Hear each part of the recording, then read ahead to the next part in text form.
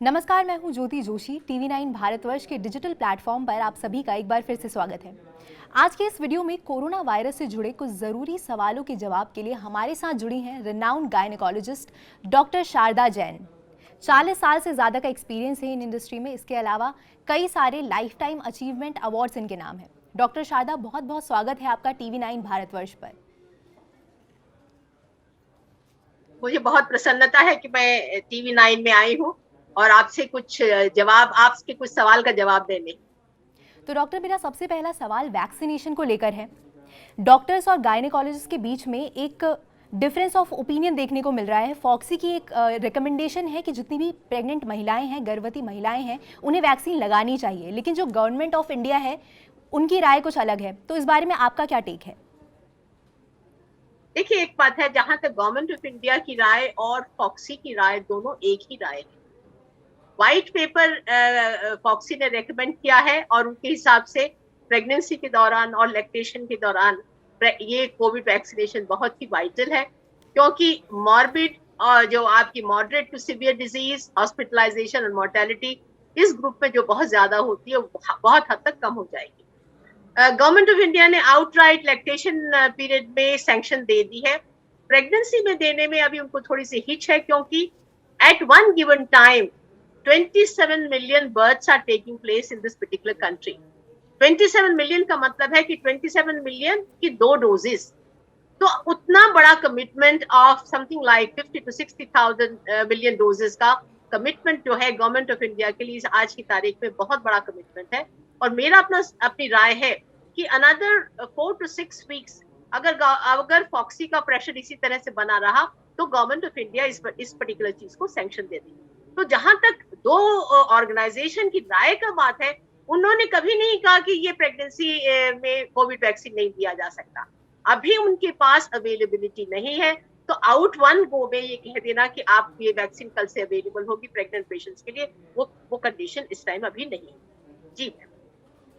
जैसा कि हम सभी जानते हैं कि अभी देश में दूसरी लहर आई है कोरोना वायरस की। इसके बाद थर्ड वेव को लेकर कई सारी आशंकाएं जताई जा रही हैं, जिसमें कहा जा रहा है कि थर्ड वेव जो है वो बच्चों को टारगेट करने वाली है, बच्चों के लिए बड़ा खतरा होने वाली है। तो क्या इस कैटेगरी में न्यूबॉर्न बेबीज भी शामिल हैं? न्यूबॉर्न बेबीज को भी उससे खतरा है? इनफैक्ट जब भी एक बात बिल्कुल क्लियर है कि न्यूबॉर्न बेबीज के पास कोई एंटीबॉडीज नहीं। एक सिंपल फ्लू का वैक्सीन होता है जो कि हम प्रेगनेंसी में एडवोकेटेड है ऑल ओवर द वर्ल्ड। ये जो कोविड-19 है, ये तो फ्लू की बहुत ही फिरोशियस फॉर्म जो अवेलेबल है यहाँ पर। तो एक बात बिल्कुल क्लियर है कि अब की बार ये जो सेकेंड लहर में जो जो आपके चिल्ड्रन है वो अबाउट 11 to 15% इसमें इन्वॉल्व हुए हैं। तो लगता है कि जो प्रेगनेंसी के बाद और प्रेगनेंसी के बाद न्यूबॉर्न्स जो है वो डेफिनेटली इफेक्टेड है। इसलिए गवर्नमेंट ने उस पर्टिकुलर मशीनरी को अपने को तैयार कर लिया है कि किस तरह से उनको आईसीयू वगैरह में मैनेज किया जाए। तो मेरा अपना हिसाब है कि डेफिनेटली उस लहर में ज्यादा ये वाला ग्रुप इफेक्टेड होगा। इस बार भी हम कहते हैं कि प्रेगनेंसी के दौरान इस बार भी या तो एसिम्प्टोमेटिक रहे प्रेग्नेंट पेशेंट्स, या पेशेंट हमारे माइल्ड रहे, और जो मॉडरेट और सीवियर वैरायटी है जो उनका कि आईसीयू में एडमिशन होता है और जिनको मोर्टेलिटी ज्यादा होती है, वो आए पर नंबर उनका बहुत ज्यादा नहीं था। ओके। अच्छा, कोरोना वायरस से लड़ने के लिए जितने भी डॉक्टर्स हैं वो आम लोगों को ये सलाह दे रहे हैं कि आप सप्लीमेंट्स लें, जैसे जिंक या विटामिन सी। ये प्रेग्नेंट महिलाओं के लिए कितना सेफ है? क्या वो ये सप्लीमेंट्स ले सकती हैं? देखिए, विटामिन सी सप्लीमेंटेशन और जिंक मल्टीवाइट टैबलेट सप्लीमेंटेशन में बिल्कुल कोई परेशानी नहीं है। और अभी भी जो प्रेग्नेंट लेडीज हमारे पास आ रही हैं जिनको कि हम अभी कोविड का वैक्सीनेशन नहीं दे रहे, ये सारी प्रिकॉशंस जो जनरल आम पॉपुलेशन में बताई जा रही है वो सब कुछ इनको भी बताई जा रही है। कोरोना वायरस के टाइम पे मेंटल स्टेबिलिटी बहुत ज़्यादा इंपॉर्टेंट है, हर जगह इसकी बात की जा रही है। तो प्रेग्नेंट महिलाएं मेंटल वेलबींग को प्रोटेक्ट करने के लिए क्या क्या टिप्स आप देना चाहेंगे उन्हें? देखिए, एक बात बिल्कुल क्लियर है, जितनी भी प्रेग्नेंट लेडीज हमारे साथ हैं उन लोगों के लिए हम व्हाट्सएप पर एक मीटिंग करते हैं, समय समय पर व्हाट्सएप पर मीटिंग करते हैं। जब भी 10-12 लोगों का ग्रुप होता है तो उसको यही बताते हैं कि आपको कनेक्ट होकर रहना है, और वही सोशल डिस्टेंसिंग, वही आपको मास्क वाला कवर, और अपने समय समय पे आपने विजिट पे डॉक्टर साहब के पास आना है। तो ये सारी चीजें हैं, मेंटल सपोर्ट की बहुत जरूरी है। क्योंकि एक बार अगर कोरोना की इन्फेक्शन भी हो जाती है तो उसको आइसोलेशन में हो जाता, अपने घर में ही वो आइसोलेशन में है। पर वहां पर भी सबसे ज्यादा फिजिकल सपोर्ट की तो जरूरत है ही, पर मेंटल सपोर्ट की बहुत जरूरत है। मेंटल सपोर्ट की जरूरत अपने ट्रीटिंग फिजिशियन से है, अपने घर वालों से है, अपने पार्टनर से। ये तो बहुत ही जरूरी है। इनफैक्ट खाली प्रेग्नेंट पेशेंट ही, सभी को इस मेंटल सपोर्ट की जरूरत है। अच्छा, एक सवाल प्रेग्नेंट महिलाओं के दिमाग में बहुत कॉमन है, सभी लोगों के बीच में ये सवाल है कि अगर प्रेगनेंसी के दौरान कोरोना वायरस किसी महिला को हो जाता है तो वो बच्चे को किस तरह से इफेक्ट करेगा? देखिए, जो भी फिगर्स आज की तारीख में आ रहे हैं, एक बार पेशेंट को प्रेगनेंसी होती है और शायद फर्स्ट टाइम प्रेगनेंसी होती है, तो चांसेस हैं कि एक बार प्रेगनेंसी पॉजिटिव आ जाए तो उसके अबॉर्शन के चांसेस 15% होते हैं। बट जब भी कोरोना की इस तरह की आजकल महामारी है, पेंडेमिक है, तो देखा गया है this rate is double. It is no more 15%. The miscarriage rate is to the tune of almost 30%. It is almost double. Already we are seeing that ongoing pregnancy had been absolutely normal till last week, and suddenly patient comes with miscarriage. So this is very unfortunate situation, but this is what is happening is कि miscarriage rate से भी बहुत लोग आ रहे हैं, full term time पे patient still birth से आ रहे हैं। तो ये वाली प्रॉब्लम जो है it is definitely having an adverse effect as far as the baby is concern. अच्छा, अगला सवाल मेरा ब्रेस्ट फीडिंग को लेकर है। कई सारे वैक्सीनेशन सेंटर में ये कहा जा रहा है कि जो भी महिलाएं ब्रेस्ट फीडिंग कराती हैं वो वैक्सीन ना लगवाए, लेकिन कुछ रिपोर्ट्स में ऐसा भी कहा जा रहा है कि अब ब्रेस्ट फीडिंग वाली महिलाएं वैक्सीन लगवा सकती हैं। तो इस पर आप क्या एडवाइस देना चाहेंगी?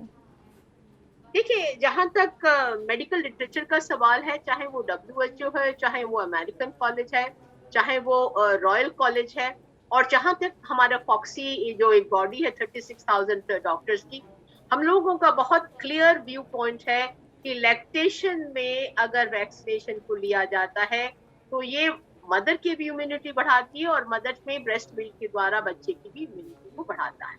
तो उस पर्टिकुलर स्टेज पे कहीं पर भी कोई इस तरह की स्टडी नहीं आई है जो कि मेडिकल नॉलेज से रिलेट करती है, मेडिकल साइंस से रिलेट करती है। वहां पर कहीं पर भी कोई कंट्रोवर्सीज लैक्टेशन को लेकर नहीं आई। जो भी है वो आपके आम मीडिया में आए हैं, जहां पर कोई टॉम डिक एंड हैरी आके अपना स्टेटमेंट दे देता है कि जी ये this is not to be given. उसमें कोई साइंटिफिक बेसिस नहीं। I represent a large body of FOXI, which is of 36,000 doctors, and I have reviewed already that American college, Royal College, European college, उनका क्या view point है? उनका ये view point है कि ये प्रेगनेंसी के दौरान में भी दी जा सकती है। There had been a report last month only of 133 cases that the people who got vaccination during pregnancy, उनकी moderate form, severe form, mortality, and admission to the ICU was markedly reduced. And the same is true for these people who get in lactation period, which is very safe for the mother and for the baby. And through the mother, the baby is getting few antibodies through the breastfeeding. Because बहुत robust antibody response है. Okay. अच्छा, इसके अलावा pandemic के time पे बहुत सारी ऐसी महिलाएं हैं जो प्रेगनेंसी प्लान कर रही हैं, तो उनके लिए आपकी क्या एडवाइस है? क्या इस टाइम पे प्रेगनेंसी प्लान करना ठीक है या फिर उसको पोस्टपोन कर दिया जाए? मैं सोचती हूँ कि जब भी इस तरह का जब भी पेंडेमिक वगैरह रहता है या किसी भी तरह की रहता है, तो आप देखेंगे बाय फियर साइकोसिस के अंदर ही प्रेगनेंसी रेट थोड़ा सा ज्यादा हो जाता है। तो हम लोगों की तरफ से कोई कंट्राडिक्टरी गाइडलाइंस नहीं है कि आप प्रेगनेंसी प्लान नहीं कर सकते। अगर वो चाहते हैं प्रेगनेंसी तो डेफिनेटली प्लान कर सकते हैं, इसमें कोई परेशानी की बात नहीं। इसके अलावा पैंडेमिक के टाइम पे प्रेग्नेंट महिलाएं अपनी इम्यूनिटी कैसे बढ़ाएं, इसके बारे में आप कुछ उन्हें एडवाइस दीजिए, क्योंकि बहुत सारा कंफ्यूजन है कि क्या उन्हें सप्लीमेंट्स लेने चाहिए या क्या ऐसे स्टेप्स हैं जो वो ले सकती हैं इम्यूनिटी बढ़ाने के लिए। कुछ दवाएं अगर आप रिकमेंड कर सकें। आपने बहुत सुंदर सवाल किया। इम्यूनिटी बढ़ाने के लिए सबसे पहले आपकी खुद की पॉजिटिव सोच बहुत जरूरी है। अगर आप कहते हैं कि आपकी इम्यूनिटी अच्छी है तो आपकी इम्यूनिटी अच्छी है। उसके लिए गोज विदाउट सेइंग कि आपकी डाइट न्यूट्रिशियस होनी चाहिए। प्रेगनेंसी में वैसे भी हम न्यूट्रिशियस डाइट की बात करते हैं, तो इसमें थोड़ा सा जो एम्फेसिस है डाइट के ऊपर वो थोड़ा ज्यादा हो जाता है। हम लोग प्राणायाम की बात करते हैं, अदरवाइज इस टाइम तो स्पेशली हम लोग उनको प्राणायाम सिखाते हैं और कहते हैं कि हर 2 घंटे में आपको प्राणायाम इसका करना है। और इसके अलावा सबसे ज्यादा जो पॉजिटिव सोच है वो जरूरी है। और इम्यूनिटी बढ़ाने के लिए इस टाइम हम थोड़ा सा विटामिन सी और आपको जिंक के से रिलेटेड मल्टीवाइट टैबलेट भी इन एडिशन बताते हैं, जिससे कि उनकी जो ओवरऑल इम्यूनिटी है वो अच्छा है। और उन सबसे ज्यादा जो जरूरी है उनका मेंटली कनेक्ट होना फैमिली के साथ, अपनी फैमिली के साथ, अपने स्पाउस के साथ, अपने डॉक्टर के साथ बहुत ही इंपॉर्टेंट है। And I think pregnant group के साथ भी उनको कनेक्ट होना बहुत जरूरी है, जहां पर वो एक दूसरे को बहुत कुछ सपोर्ट दे सकते हैं। डॉक्टर, वो महिलाएं जो थायराइड से जूझ रही हैं, स्पेशली जब वो प्रेग्नेंट हैं, तो वो इससे कैसे डील करें? देखिए, ऐसा है कि जहां तक कोविड का रिलेशन थायराइड डिजीज से है, कोई भी मैंने सुना नहीं है कि किसी तरह से थायराइड की डोजेस को बढ़ाया गया है या कम करना किया गया। जैसे वो नॉर्मल डोज पहले लेती आई है वैसे उनको लेना है। इनफैक्ट थायराइड की प्रॉब्लम हिंदुस्तान में अब इतनी कॉमन हो गई है कि हर 5th पर्सन जो है वो थायराइड की मेडिकेशन ले रहा है। तो आज की तारीख में किसी को भी थायराइड प्रॉब्लम होने से ना तो किसी को डर है, और उनको ये मालूम है कि छोटी सी दवाई लेकर अपने TSH लेवल को नॉर्मल रखा जा सकता है। और जब एक बार नॉर्मल हो जाएंगे तो हर 6 महीने में मॉनिटरिंग की जरूरत है। तो आज की तारीख में कोई परेशान नहीं है थायराइड। ओके। अच्छा डॉक्टर, एट लास्ट पैंडेमिक के टाइम पे स्पेशली सेफ प्रेगनेंसी को लेकर आप क्या एडवाइस देना चाहेंगी लेडीज को? मैं ये कहूंगी कि अगर जो भी इस टाइम प्रेग्नेंट है उसको सेफ्टी डबल यूज करनी पड़ेगी। In spite of the best measure by your doctor, in spite of the best support by your family, it is by the best action by yourself on your pregnancy, the chances are not the same. The chances is that at this particular time, the miscarriage rate and the death rate of the child will double during this particular time. So they have to take this particular thing into as a part of the game. Doctor, जैसा अभी आपने बताया कि अगर pregnant महिलाओं के लिए vaccination को अप्रूवल मिल जाता है तो लगभग 27 मिलियन वैक्सीन की ज़रूरत होगी, तो क्या हम उसके लिए प्रिपेयर हैं? क्या हमारे पास इनफ वैक्सीन है? देखिए, एक बात बिल्कुल क्लियर है कि 27 मिलियन नहीं, 27 मिलियन मल्टीप्लाइड बाय 2, 2 डोजेस लगेंगे। मेरा अपना सोचने का तरीका है, जो भी मैंने ICMR का जो डेटा है, जो भी गवर्नमेंट का जो ब्रीफिंग आती है समय समय पे, कल बहुत अच्छा अपडेट मैंने देखा था गवर्नमेंट ऑफ इंडिया का। उनके हिसाब से दिसंबर तक इनके पास इनफ डोजेस होगी all over the country to give the vaccination to their people, so there will not be any problem. The only problem is intervening period of 2 months, that is June and July. In June and July में इनके पास और कोई choice नहीं होगी, या तो उनको Russia से स्पुतनिक वैक्सीन है वो जो शुरू का जिसका प्रोडक्शन उसका हो गया, या फिर इनको मॉडर्ना या फाइजर वगैरह जो वैक्सीन है उसको थोड़ा सा ऑल्टरनेटिव लेना पड़ेगा, कि थोड़ी सी फ्यू क्रोर्स ऑफ जो दवाइयां हैं उसको लाकर शुरू करना पड़ेगा। क्योंकि एट दिस टाइम सबको ये पता चल गया है कि वैक्सीनेशन से 4 चीजों का फायदा है। ओके। सेकेंड टाइम आपको इन्फेक्शन होने के चांसेस बहुत कम हो जाते हैं, और सेकेंड टाइम अगर आपको इन्फेक्शन हुई भी वैक्सीनेशन लेने के बाद तो आपकी डिजीज बहुत माइल्ड और एसिम्प्टोमेटिक होती है। ऐसा देखा गया नहीं, अभी तक नहीं गया है कि जिन्होंने वैक्सीनेशन ले लिए हैं वो उनकी डेथ्स हो गई है। ओकेजनली को वो ना ही के बराबर कह सकते हैं। तो एक बात बिल्कुल क्लियर है, mortality will not be there, ICU admission will not be there, moderate to severe disease will not be there. Majority of the time, whatever infection you will get, it will be asymptomatic or mild form. So I think there is all merit that the vaccination should be promoted and everybody should be given vaccination. Okay. अच्छा, इसके अलावा जितनी भी pregnant महिलाएं हैं उनके दिमाग में वैक्सीनेशन को लेकर कई सारे सवाल हैं कि प्रेगनेंसी के कितने टाइम बाद या कितने टाइम पहले वैक्सीन लगवाई जा सकती है, तो क्या गाइडलाइंस ऐसी हैं जो आप शेयर करना चाहेंगे उनके साथ? मैं आपको थोड़ा सा इसको जरा सा हट के बात करना चाहती हूँ कि प्रेगनेंसी में आज की तारीख में कौन सी वैक्सीनेशन एडवाइजेबल है। ओके। आज की तारीख में एक हम फ्लू का वैक्सीनेशन देते हैं, एक टेटनस टॉक्सॉइड का वैक्सीनेशन देते हैं, और उसी की एक सेकंड डोज होती है Tdap, उसको हम देते हैं। और प्रेगनेंसी के बाद हम लोग HPV वैक्सीनेशन देते हैं, और अब आपको ये कोविड का वैक्सीनेशन भी आ गया है। तो एक बात बिल्कुल क्लियर है, जब भी हम लोग वैक्सीनेशन देते हैं first 3 months we try to avoid giving any vaccination. Okay. So in first 3 months we will not like to give it, but then after 12 weeks of pregnancy, any vaccination can be given. Vaccination में the virus has to be killed. That particular virus has to be killed. Live attenuated virus in any form, the vaccine cannot be given. And majority of the vaccine which are available are live attenuated, and different kind of vaccines are available, so which are pretty safe. Okay doctor, अगर किसी जो pregnant भी lady pregnancy से related data आपके पास available है, वो Moderna vaccination का America का डेटा अवेलेबल है. एज फार एज हमारी कोविशील्ड और कोवैक्सीन का हमारे पास अभी कोई प्रेगनेंसी रिलेटेड कोई डेटा नहीं. ओके डॉक्टर, अभी ब्लैक फंगस भी मार्केट में आ गया है, और इससे बचाव के लिए क्या आप एडवाइस देना चाहेंगी प्रेग्नेंट महिलाओं को? देखिए, जहां तक एक्सपर्ट्स इसके बारे में बात करते हैं, उनके हिसाब से 95% केसेस के अंदर जिन लोगों को भी ये फंगल कॉम्प्लिकेशंस हुई है, वहां पर अंडरलाइंग डायबिटीज रही है. And these are the probably patients during the treatment, इनको स्टीरॉयड दिया गया तो उनकी जो है डायबिटीज ज्यादा एग्रीवेट हो गई है. उन केसेस की सेटिंग में अगर एसेप्सिस का ध्यान नहीं रखा जाए, नोज का और अपर चेस्ट का ध्यान नहीं रखा जाए, तो ये फंगस इन्फेक्शन हो सकती है. So first culprit is diabetic. They are prone to infection, and उनको super careful होना पड़ेगा as per साफ सफाई का सवाल है. ओके हमारे व्यूवर ये भी जानना चाहते हैं कि क्या साइनस का ब्लैक फंगस से कोई कनेक्शन है?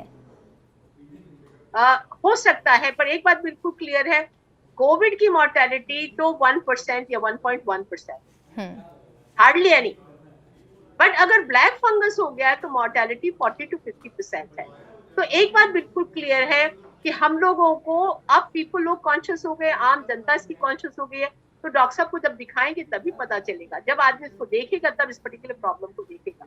सो एक बात बिल्कुल क्लियर है, क्योंकि इस पर्टिकुलर मॉर्बिडिटी के साथ मॉर्टेलिटी अवेलेबल है, people have to be very careful. And now अभी तक दवाइयां नहीं अवेलेबल थी. Now as per the government of India has ensured कि जो भी हॉस्पिटलाइज्ड पेशेंट्स हैं उनको मेडिसिन अवेलेबल हो in plenty. So I'm sure there will be problem be in a week or 10 days it gets sorted out. Doctor, black fungus और white fungus में कितना difference है? क्या इनके सिम्टम्स में कुछ डिफरेंस है, और महिलाओं को ये कितना इफेक्ट कर सकता है? एम्स के डायरेक्टर डॉक्टर गुलेरिया को सुन रही थी, तो उनके हिसाब से हम लोगों को ब्लैक फंगस, व्हाइट फंगस और येलो फंगस में नहीं जाना चाहिए. हमारे को एक पर्टिकुलर उसकी डायग्नोसिस देनी चाहिए, एंड ये हमें क्लिनिशियंस के ऊपर ही छोड़ देना चाहिए कि क्या है, क्योंकि ट्रीटमेंट मोर और लेस द सेम. ओके क्या प्रेग्नेंट महिलाओं को ये खतरा है इससे? प्रेग्नेंट महिलाओं को मैंने अभी तक दिल्ली में नहीं सुना, पर मैं डॉगमेटिकली नहीं कह सकती कि हिंदुस्तान में किसी प्रेग्नेंट महिला को नहीं, मैं नहीं बता सकती.